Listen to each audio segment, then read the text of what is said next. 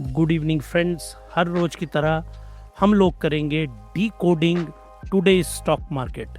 Himalayan stock Gurukul में हर रोज की तरह हम डी कोड करेंगे, सिर्फ भारत के स्टॉक मार्केट को नहीं, यूएस में क्या हुआ, यूरोप में क्या हुआ, हांगकांग और चाइना में और जापान में क्या हुआ, और उसका कुमुलेटिव इफेक्ट, सबका मिला के जो इफेक्ट है वो भारतीय स्टॉक मार्केट के ऊपर क्या पड़ा। तो ये देखिए, world trade and tariff war in depth analysis bye Himalayan stock Gurukul. ये वीलॉग हमने बहुत डेप्थ में प्रिपेयर किया हुआ है। ये हम अपने नीचे डिस्क्रिप्शन बॉक्स में भी डाल रहे हैं, हमने इसको पिन भी किया हुआ है। और आप हमारे जो हिमालयन स्टॉक गुरुकुल के होम पेज के ऊपर जाएंगे तो वहाँ पे भी आपको ये वीडियो मिलेगा। इसको डेप्थ में जाइए आप, क्योंकि ये जो टैरिफ की वॉर है, दिस इज टैरिफ वॉर। इस टैरिफ वॉर ने अब यूएसए को, अमेरिका को रिसेशन में ले जाना शुरू कर दिया है। रिसेशन की जो टेक्निकल डेफिनेशन है कि 3 क्वार्टर से अगर फॉल करे इकोनॉमी तो उसको ऑफिशियली रिसेशन में काउंट किया जाता है। और अमेरिका में ऐसा माना जा रहा है कि अगले 2 क्वार्टर्स में जिस तरह से टैरिफ लग रहे हैं तो अमेरिकन इकोनॉमी रिसेशन में जाएगी और मेगा रिसेशन में जाएगी। इसको मैं नेस्डैक के ऊपर जब आपको लेके चलूंगा, नेस्डैक के ऊपर, तो वहाँ एट लेंथ में हम दोबारा इसको एक्सप्लेन करेंगे। और ये हमें जो प्राइम सिग्नल हैं अमेरिका के रिसेशन में जाने के, वो मिलना शुरू हो गए हैं। हमारे पास 2 डाटा आते हैं आज जापान से। जापान ग्रॉस डोमेस्टिक प्रोडक्ट, जो जीडीपी है जापान की, वो डाटा हमारे सामने आता है। फोरकास्ट था 0. ये याद रखिए क्वार्टर ऑन क्वार्टर है। 0.7% आने की उम्मीद थी, आई 0.6%। हालांकि जो उससे पिछले क्वार्टर में थी वो 0.3% थी, लेकिन अब की बार उम्मीद ज़्यादा थी लेकिन रही कम, इसलिए इसको रेड में डाला गया है। तो जापान से क्वार्टर ऑन क्वार्टर के जो फिगर हैं वो अच्छे नहीं आए, और वो तय था कि अच्छे नहीं आने थे, क्योंकि जापान 50% डायरेक्ट इनडायरेक्ट ट्रेड के लिए डिपेंडेंट है यूनाइटेड स्टेट ऑफ अमेरिका के ऊपर। जब वो यूएसए के ऊपर डिपेंडेंट है तो वहाँ पे कियोस क्रिएट होगा, वहाँ पे टैरिफ क्रिएट होगा, तो यहाँ पे भी वो सेम प्रॉब्लम आनी थी। तो ये एंटिसिपेटेड था कि इसने घटना है। Japan gross domestic product year on year, अगर हम साल दर साल लें, तब वो हल्का सा ग्रीन में आया, 2.8%, और भारत की जीडीपी कितनी, 6.2% के हिसाब से राइज की।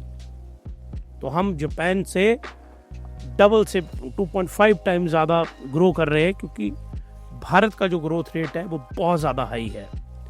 तो यहाँ पे ईयर ऑन ईयर ये बढ़ा है, क्योंकि पूरे साल का डाटा ले तो अच्छा रहा, लेकिन क्वार्टर का जो डाटा लिया गया, जब डोनाल्ड ट्रंप साहब जब से आए हैं, तब से जो जापान है, जापान क्वार्टर ऑन क्वार्टर की जो जीडीपी है, it is now falling.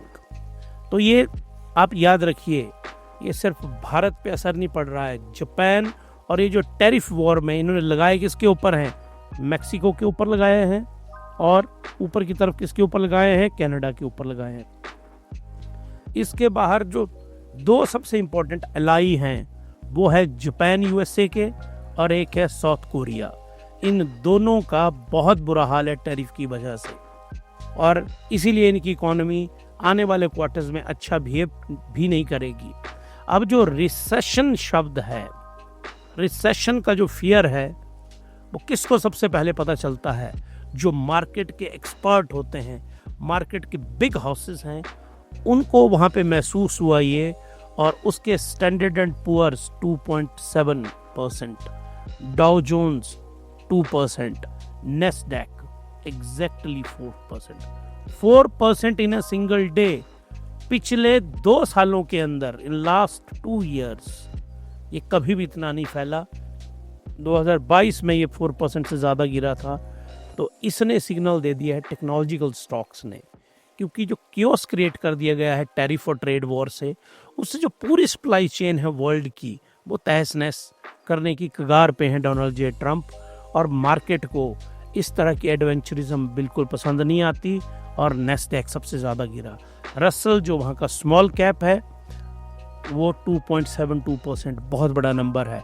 Composite index 1.5, ये ब्राज़ील का, ये भी गिरा, लेकिन ये उतना नहीं गिरा क्योंकि ब्राज़ील बहुत अच्छा दोस्त है चाइना का और इनकी उम्मीद है कि ये आपस में सेटल कर लेंगे। पर जो कल का सबसे वर्स्ट हिट स्टॉक है नेस्डैक का, वो है टेस्ला, और ये कितना गिरा एक दिन में? 15.43%। ये यहाँ पे मार्केट बंद हो गई थी। ये आफ्टर मार्केट आवर है, इसको कहते हैं फ्यूचर में भी ट्रेड होता है ये। तो फ्यूचर में इसकी वैल्यू $215 है, जबकि ये बंद हुआ था 222 पे। मतलब टेस्ला बहुत बुरी तरह से फॉल किया अमेरिका में। अब कारण, वर्ल्ड की जो टॉप 5 कंपनीज में से एक है वो टेस्ला है। अब होना उल्टा चाहिए था। देखो यहाँ पे कितना जो ट्रेडर्स हैं, फ्यूचर ऑप्शन वाले हैं, वो सारे यहाँ पे ट्रैप हुए होंगे, क्योंकि टेस्ला किसकी कंपनी है? एलन मस्क की। तो एलन मस्क तो डॉज के हेड है यूएसए में और डोनाल्ड जे ट्रंप के बहुत क्लोज मित्र हैं। अगर ये इनके फ्रेंड है एलन मस्क, तो इनकी कंपनी को तो बहुत अच्छा करना चाहिए था।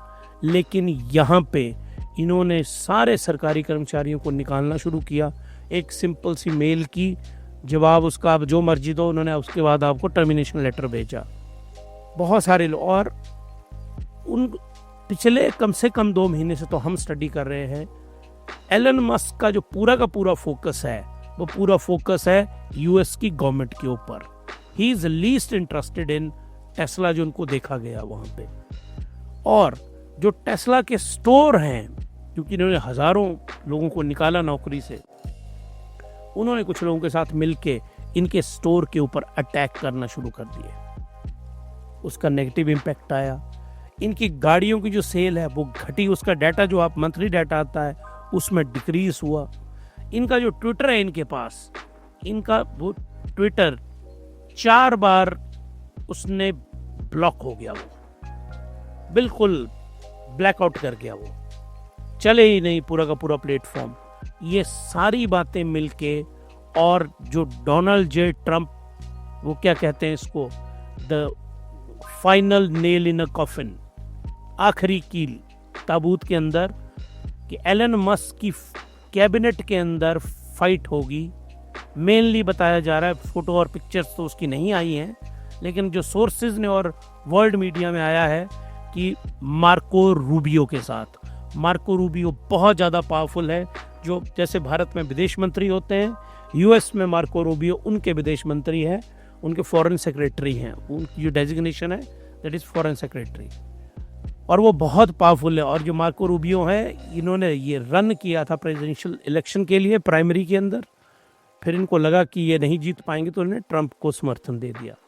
और ये कैथोलिक बहुत पावरफुल फार राइट है, और इनकी बहुत ज़बरदस्त पकड़ है रिपब्लिकन पार्टी के ऊपर। तो ये मार्को रूबियो और जेडी वेंस, जो जेडी वेंस कौन है? उपराष्ट्रपति अमेरिका के। ये लोग एक साइड में होके, क्योंकि डोनाल्ड ट्रंप ने पूरी लाइमलाइट छीन ली हुई थी, इनकी खूब सारी लड़ाई हुई वहाँ पे, जो मीडिया में बाहर लीक होके आई। तो इन बाकी 2 की तो कोई कंपनी नहीं थी स्टॉक मार्केट में, एक ही बंदे की कंपनी थी वहाँ पे, वो थी एलन मस्क की। $45 बिलियन इतने का लॉस हुआ है एलन मस्क को एक सिंगल डे के अंदर। तो वो, मुझे ये नहीं समझ आता कि वो गवर्नमेंट में आना चाहते हैं तो वो कंपनी छोड़ दें, सब कुछ गवर्नमेंट चलाए। अब वो सोचें कि वो राज भी करेंगे और व्यापार भी करेंगे, वो प्रैक्टिकली संभव नहीं है। अब उनको इसका खामियाजा भुगतना पड़ा, पर वो तो खुद अरबपति हैं, उनको तो शायद उतना नुकसान वो सहन कर लें। लेकिन जो इसका रिटेल इन्वेस्टर होगा, वो रिटेल इन्वेस्टर बहुत बुरी तरह से उसने लॉस किया होगा। ये पूरे वर्ल्ड में इसने एक रिपल क्रिएट कर दिया, पूरी की पूरी दुनिया के अंदर। और इसी का इम्पैक्ट ये देखिए निकाई में हुआ यहाँ पे, और निकाई का इंडेक्स फॉल किया। ये कंपोजिट, क्योंकि टेक ने बहुत अच्छी रिपोर्ट दी है चाइना के अंदर, तो ये ठीक आया। हैंग सेंग कहीं नहीं गया, जहाँ था वहीं। बीएससी सेंसेक्स जहाँ था लगभग वहीं। निफ्टी 50 ये जो है 0.17% ऊपर गया। एशिया का टोटल स्टैंडर्ड पुअर का इंडेक्स ये 2.68% गिरा। तो अल्टीमेटली जो यूएस का कंटेजन था वो आके पहुंचा एशिया के अंदर, और एशिया में सबसे पहले उसने जापान को पकड़ा, उसके बाद हांगकांग को, और उसके बाद तय था कि BSE बॉम्बे स्टॉक एक्सचेंज में हमारा सेंसेक्स और निफ्टी 50 इन सब ने फॉल करना। लेकिन एक बात यहाँ पे नोट करेंगे आप, जो अमेरिका की मार्केट है वो बहुत बुरी तरह से फॉल करती है, बहुत मैसिव तरीके से, लेकिन जो इंडिया और एशिया की मार्केट्स हैं वो उतनी ज़्यादा फॉल नहीं की, उनका फॉल कम रहा। और इसके पीछे जो लॉजिक है, एशिया की जो मार्केट और पर्टिकुलरली इंडिया की जो मार्केट है वो ज़रूरत से ज़्यादा पहले ही गिर चुकी हैं, तो अब उनके पास और नीचे जाने का बहुत ज़्यादा स्कोप है नहीं। तो इसीलिए हालांकि हमारे लिए 3 खबरें आज पॉजिटिव आई थी, लेकिन वो पॉजिटिव थी लेकिन अमेरिका से, और 3 नेगेटिव थी, तो बैलेंस आउट हुआ और हमारी स्टॉक मार्केट कहीं नहीं गई। तो मार्केट की परफॉर्मेंस पहले बहुत ज़्यादा नेगेटिव आई, शुरुआत में नेगेटिव थी, फिर प्लस हुई, और फिर रेंज बाउंड में आके बंद होगी। इस परफॉर्मेंस के कारण क्या रहे, यूएस, ये जो अमेरिका की फेडरल गवर्नमेंट शटडाउन, वहाँ पे क्या होता है, फेडरल गवर्नमेंट को जो बजट है वो पास करवाना पड़ता है, जिसमें डेमोक्रेट भी वोटिंग के लिए आते हैं जो अपोजिशन पार्टी है, तो वहाँ पे शोर मचा हुआ, हालांकि रिपब्लिकन की वहाँ पे मेजोरिटी है, लेकिन उसके बावजूद भी वो डेमोक्रेट हैं, वो बोल रहे हैं हम पास नहीं होने देंगे। तो एक वो है स्ट्रॉन्ग यन जो है actually comparison to dollar strong हुआ है, तो एक उसका भी रहा। और anticipated interest rate hike by Bank of Japan जो है वो इंटरेस्ट रेट बढ़ा रहा है। मैंने आपको पहले भी ये बात समझाई है, एक बार वो इंटरेस्ट रेट बढ़ा चुका है और दूसरी बार बढ़ा रहा है, और ये पिछले 30 सालों में पहली बार ऐसा जापान कर रहा है, इतने जल्दी इंटरेस्ट रेट वो बढ़ा रहा है अपने यहाँ पे, क्योंकि जापान में जो इन्फ्लेशन है वो एक नए लेवल के ऊपर जा रही है और जो उनके लिए परेशानी है। ये मेरे बेसिक वीलॉग्स हैं, PPI, CPI, PMI, DXY, RSI, इन बेसिक वीलॉग्स को आप जरूर देखिए, इनको सेव करिए, इनको बार बार देखिए अगर आपको अंडरस्टैंड करना है basic concept. Wall street overnight tumble, ये मैंने एक्सप्लेन कर दिया आपको क्यों गिरा वो। Falling crude oil and easing dollar index, ये आगे चल के एक्सप्लेन करूंगा। इन सारे कारण की वजह से हमारी स्टॉक मार्केट ने ये परफॉर्मेंस की। निफ्टी का चार्ट लेके आया हूं आपको, इसको बड़े ध्यान से देखिए। ये मार्केट यहाँ पहुंच गई थी सुबह ओपन होते ही, यहाँ से मार्केट ऊपर को जाती है, यहाँ से ऊपर को जाती है, यहाँ पहुंचती है, उसके बाद मार्केट कंसोलिडेट करती है यहाँ इस जोन के अंदर, और उसके बाद हल्की सी राइज के साथ मार्केट बंद होती है। तो ओवरऑल जो ट्रेंड मार्केट में रहा था कि टुवर्ड्स ग्रीन। तो जो निफ्टी 50 है, लेकिन वोलेटिलिटी देखिए आप, लो 314 के ऊपर, ओपन 345 पे, हाई 522 पे, बंद 497 के ऊपर। तो इसको बोला जाता है वोलेटिलिटी रही। और जो ट्रेडर्स होंगे आज स्टॉक मार्केट में, निफ्टी में जितने भी लोग ट्रेड कर रहे होंगे, और कौन से ट्रेडर होते हैं वहाँ पे, इंट्राडे ट्रेडर्स, वो आज पूरी तरह से रोस्ट हुए होंगे यहाँ पे, क्योंकि मार्केट एक पर्टिकुलर दिशा में नहीं चली। लोगों ने क्या किया होगा आज की मार्केट में, मेजॉरिटी ने, वो डाटा देख के जरूर मैं पोस्ट करूंगा, लोगों ने आज मार्केट की होगी शॉर्ट, नीचे को, यहाँ को शॉर्ट की होगी।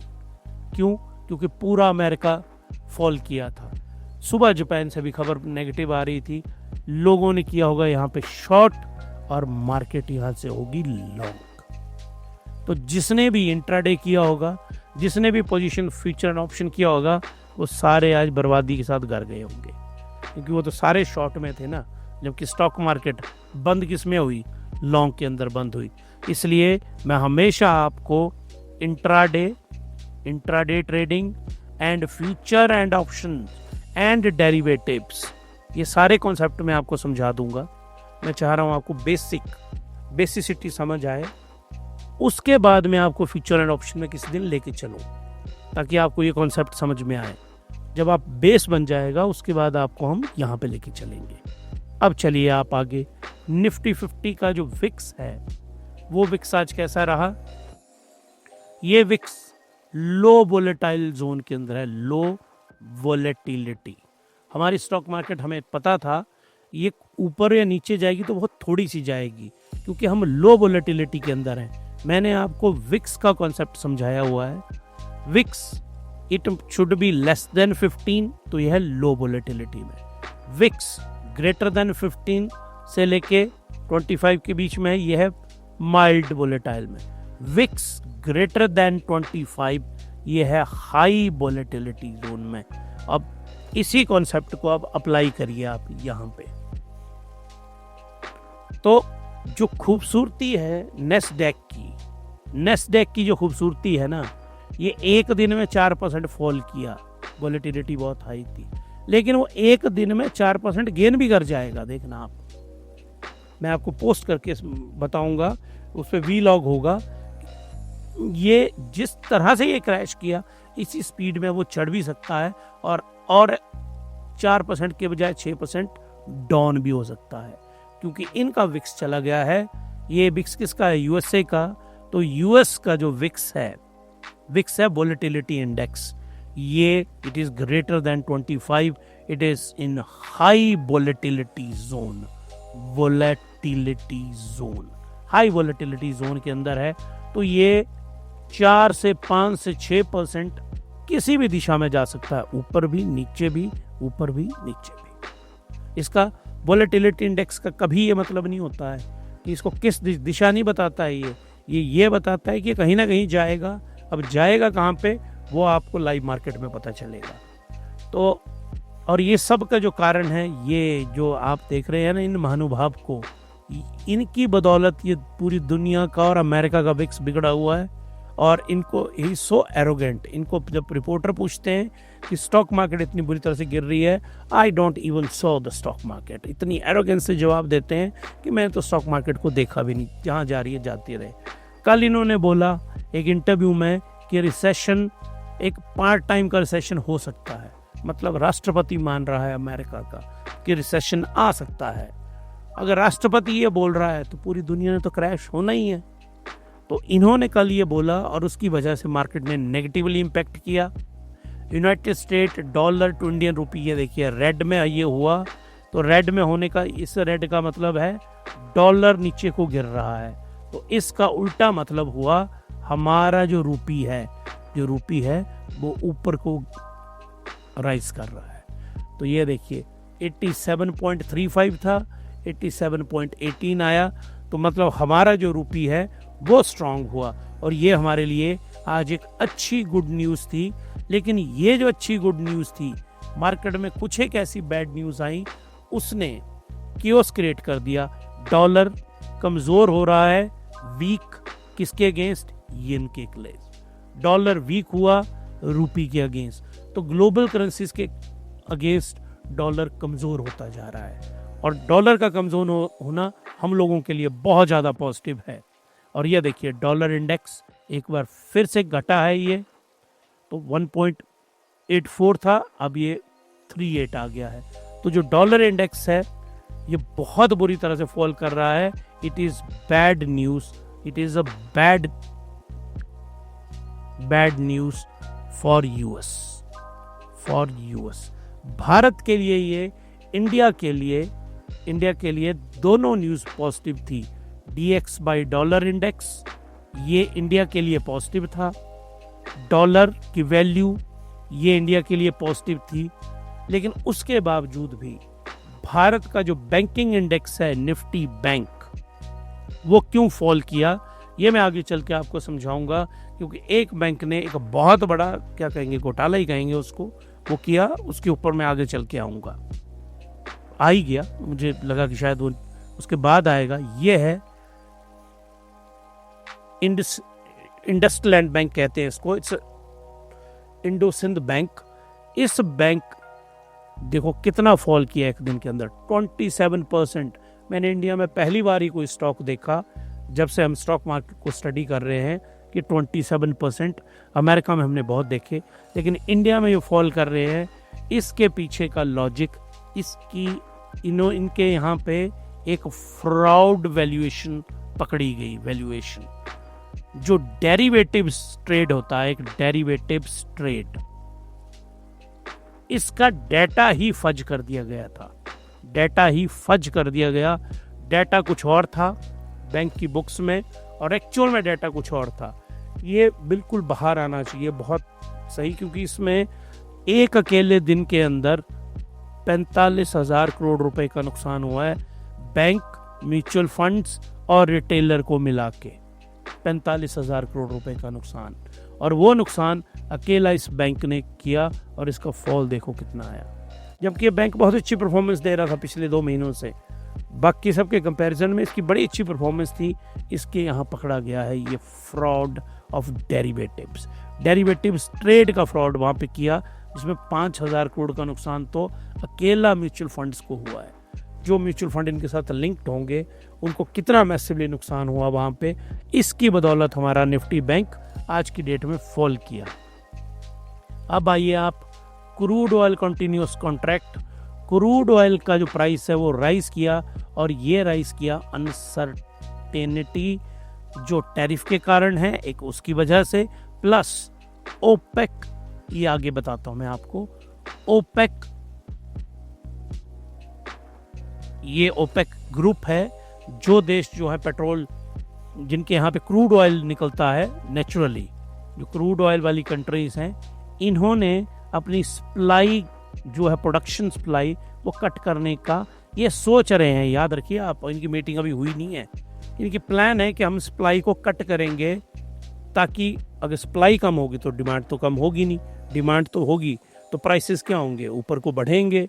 तो इस मात्र थॉट से ये प्राइसेस जो हैं क्रूड ऑयल के ऊपर को बढ़े हैं, और अगर और क्रूड ऑयल का ये रेट है ये कल ऑल प्रोबेबिलिटी है कि राइज करेगा। तो ये आज का जो स्टॉक मार्केट है, हिमालयन स्टॉक गुरुकुल में हमने पूरी डिटेल में इस चीज़ को एनालाइज किया कि ये स्टॉक मार्केट किस तरह से बढ़ी, क्या कारण रहे, और जो इंडेक्स गिरे वो क्यों गिरे, उसके रीज़न क्या रहे, अमेरिका के रीज़न क्या रहे। अगर आपको ये सब पसंद आ रहा है तो आप सब्सक्राइब करिए हिमालयन स्टॉक गुरुकुल को, आप लाइक करिए, आप शेयर करिए, और मैं हमेशा कहता हूँ लाइक, अगर आपको नहीं पसंद आ रहा तो कमेंट करके बताइए कि कौन सी चीज़ आपको इसमें पसंद नहीं आ रही है, हम अपने में वो वहाँ सुधार लेके आएंगे। हिमालयन स्टॉक गुरुकुल आप लोगों के लिए इसी तरह के जो बहुत डीप कंटेंट हैं वो लेते आएंगे, आपको एक्सप्लेन करेंगे, और आप सब्सक्राइब करिए हमें, ताकि हमें मोटिवेशन मिले। और आपसे मिलते हैं अब एक अगले व्लॉग में, तब तक के लिए happy investing and good night.